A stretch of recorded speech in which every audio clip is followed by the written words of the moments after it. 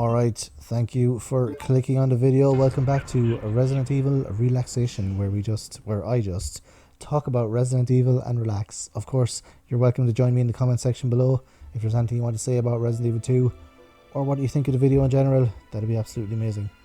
So Resident Evil 2, this was the first Resident Evil game that I played. I'll always remember the first cutscene with Leon and Claire. I thought it was absolutely amazing. Just the sort of the amazing graphics at the time. Obviously now it's not great. It looks terrible. But the backgrounds in this, I mean, other PS1 games, you know, like Kudelka that has like, you know, the pre-rendered backdrops. This looks way better than that. Like the detail is amazing, and you know these backgrounds that you only see like once, and the level of detail in it is just fantastic. The zombie models in this as well, they're far superior to Resident Evil 1, I think. They still don't really have the limbs right. I don't think they get the limbs really right until Resident Evil 3. It still just looks like shapes hanging off the body. But oh well, what can you do? But this is such an improvement on Resident Evil 1. With the, you know, the character models, the backgrounds, the weapons, the story is really good as well. You have to admit that the story is excellent in this, and it's interesting they went with different characters as well, but similar format to the first game, where you know you got two characters, you got two scenarios. Even in this one, there's 4 scenarios, which is even better because then there's 4. You know, the replay value is very high, and then trying to get the time in it, you know, for Hunk and Tofu. Excellent stuff. So again, this game has, similar to the first game, it has a trope, or not, I don't know what you call it, a staple of the sort of the classic Resident Evil games. You know, the tank controls are very much a big part of it. Again, here playing this right now, I'm still not used to the tank controls. I actually when I started recording this, I started recording the game and then just did the usual, just ran straight to the police station without picking up any items, you know, so I could get Brad Vickers. And then I died on a zombie, so I was like, right, okay, I better just take my time, you know, this time, and just, you know, make sure I actually get to the police station this time, because I haven't done it in years either. I was so used to, that looks like a file there. I was so used to just basically doing that every time I played it. You know, don't pick up anything until you get to the police station, and then pick up the key that Brad has. That I just, all these years later, I haven't played this game in years, all these years later I still do it, but my Resident Evil skills are not good anymore. I can't just run to the police station anymore, so I need to practice. So this is some of my practice here.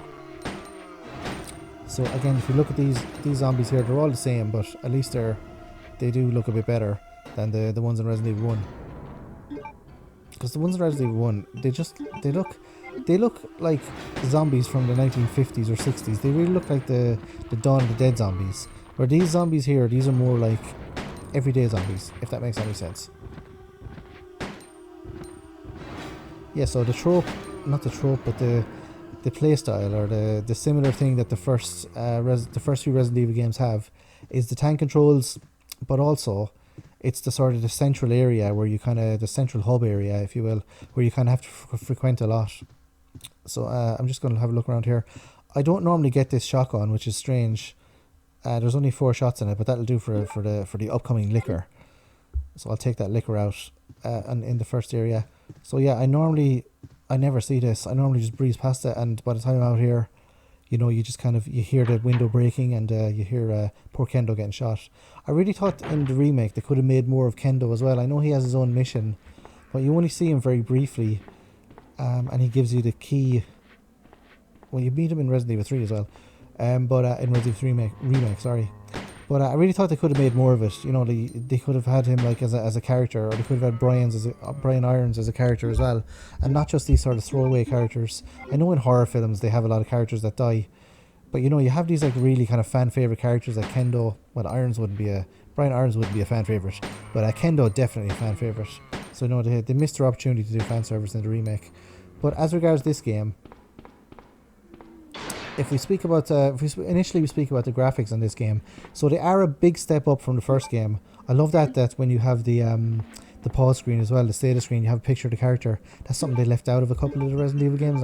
I wasn't very much appreciative of that. But yeah, graphic wise, this is fantastic. The angles are great, and they don't stop doing those really fun angles either. You know, it really gives Resident Evil this distinctive style that, you know, a lot of games back in the day that didn't have this style or this realism that Resident Evil seems to have. This is ridiculous here. I never get hit by these zombies. Oh well.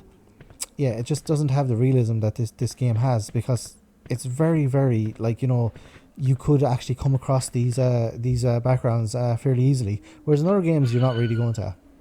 It's very grounded in reality, or grounded in science, we could say.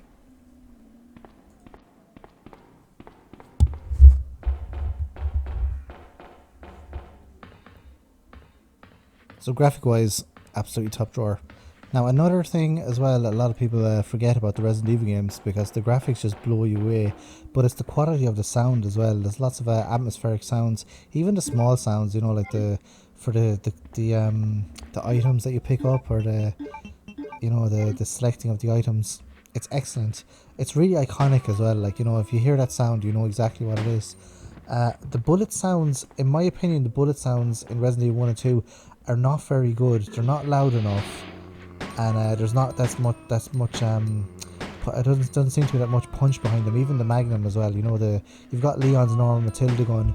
It's not really that loud, and Claire's gun isn't that loud either, if you think about it. But overall, you know, like that's not where the strength of Resident Evil's sound is. The strength of Resident Evil's sound is the sort of moody, atmospheric tunes that they have, particularly the one in the police station. I love that. When you go into the police station, you just get this iconic piece of music. But also the save room music is excellent as well. I think the save room music in Resident Evil 3 is probably my favourite, or Resident Evil 2's one is excellent as well. But Resident Evil 3 save music is absolutely fantastic. Not that the other music in the rest of the game isn't actually that good either. It is. The characters in Resident Evil 2, I think, are probably the best. There's an argument to be said for, like, you know, Sheva, or you know, Helena, or these other characters, even Chris and Jill. But well, Sheva's probably, you know, even in Resident Evil 0 with Billy and Rebecca, you know, but the iconic Leon look here, and Claire as well, you know, in the biker sort of outfit, it's just fantastic. And the two characters in this, they're not really that well developed. Leon is pretty well developed.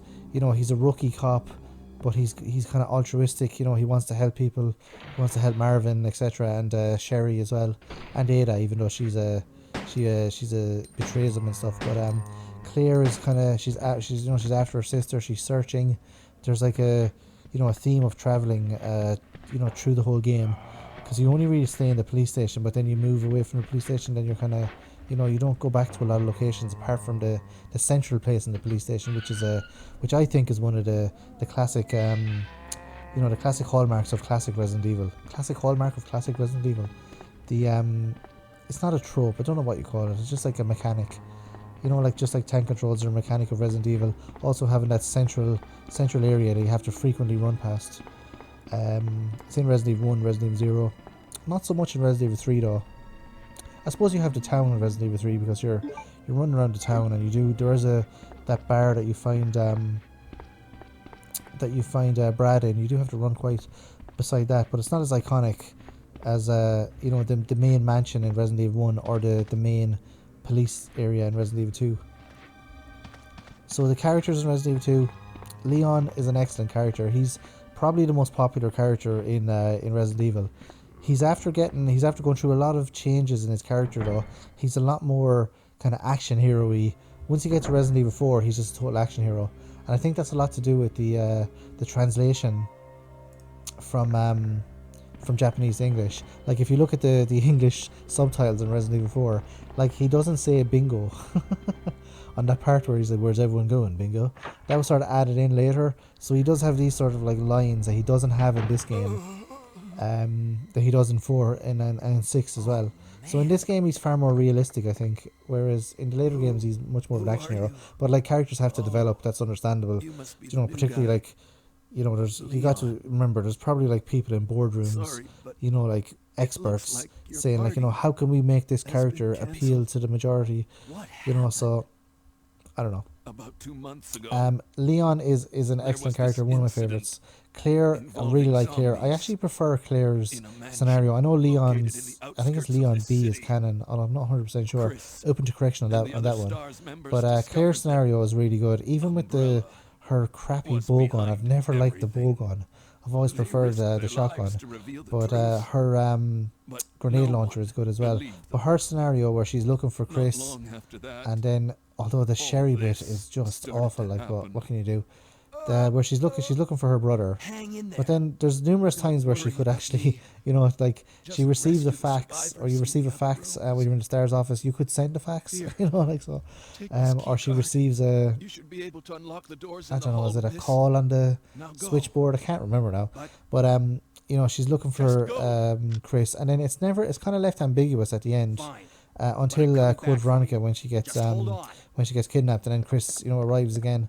But there's not really that much interaction, if you think about it, between Claire and Chris, or Claire and Leon in general, apart from Resident Evil, the movie in the airport, which is probably the Degeneration, I think it is, the best of the Resident Evil CGI movies. The recent Resident Evil series on Netflix was awful. It was so boring. Like, what were they thinking with that? They could have made it so exciting. Yeah, as regards the characters, I think this game has the two best the two best protagonists.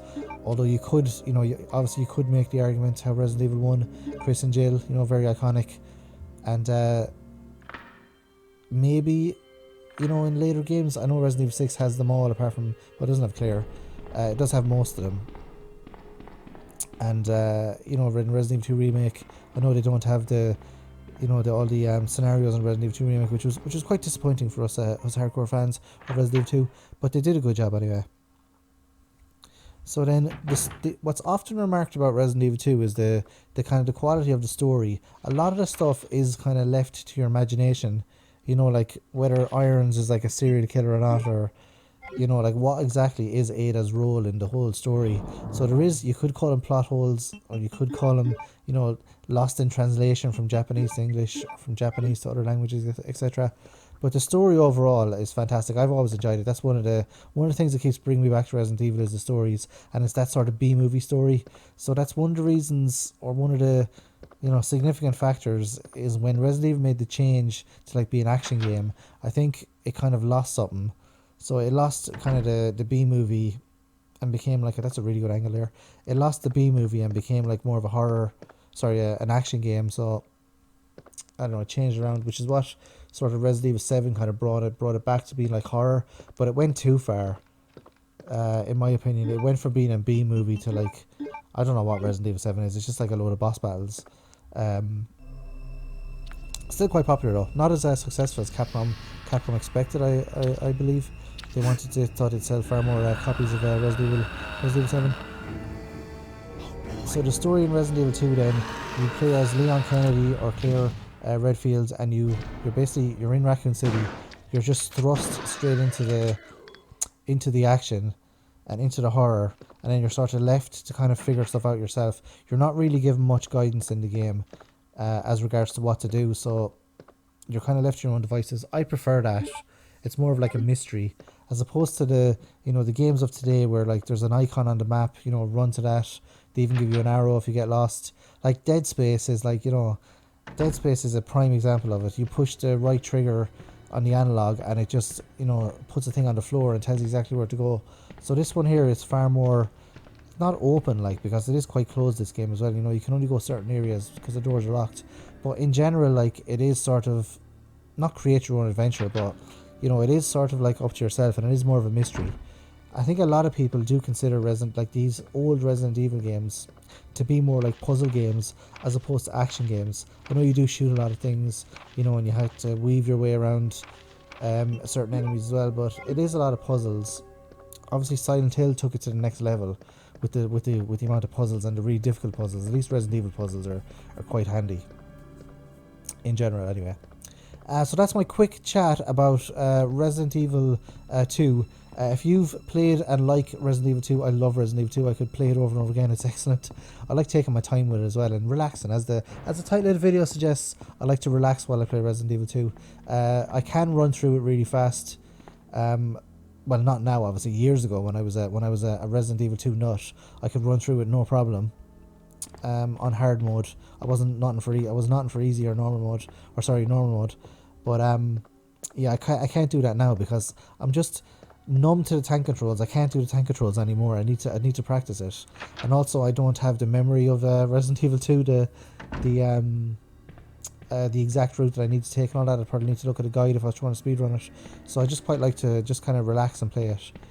So if you want to put a little comment in the comment section below about Resident Evil 2 original game, let me know what you think about it, and let me know what you think about this Resident Evil Relaxation, just chatting about Resident Evil. If you want to do your own video response, that's absolutely fine. I'd love to hear your thoughts on this game as well.